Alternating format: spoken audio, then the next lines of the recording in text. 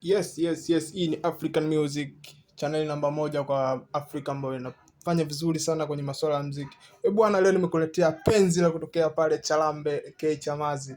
Kwa Somali hapo ameenda kuanzisha penzi jipya pamoja na Gigimani. Kwa ni penzi ambalo limeanza, penzi ambalo liko moto sana. Kwa hiyo mashabiki, nataka nikasikiliza mashabiki wanasema nini kwenye comment pale. Dondosha comment yako, usisahau kusubscribe, kubonyeza alama kengele. Wewe kama shabiki ingiza pale comment yako, nitapita nayo. Tutakuja tena tutajadili hili swala, nitatafuta mashabiki ambao wanafuatilia sana Msomali kuhusu penzi hili. Ili penzi, je, Msomali amepatia au amekosea? Kwa wewe kama shabiki, naomba udondoshe comment yako pale na usisahau kusubscribe hii channel uwe wa kwanza kupata taarifa. Kwa penzi la Msomali, kama Msomali, yeye kama Msomali kuwa na Gigimani, je, amepatia au amekosea?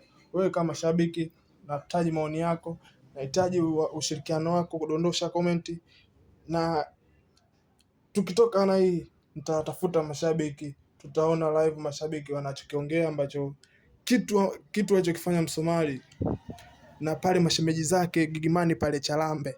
Je, wamekubali kulizia mwana wao wawe na yeye au mashabiki watasema nini?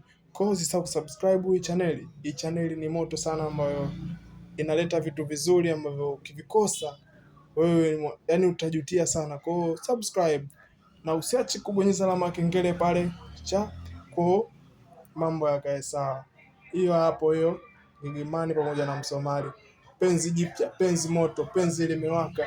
Kwa unaambia mapenzi ya kwanza matamu, tuangalie penzi litadumu au litavunjika. Kwa hiyo kama shabiki, naomba niletee comment yako hapo, uniambie Msomali amepatia kuwa na Gigimani au amekosea.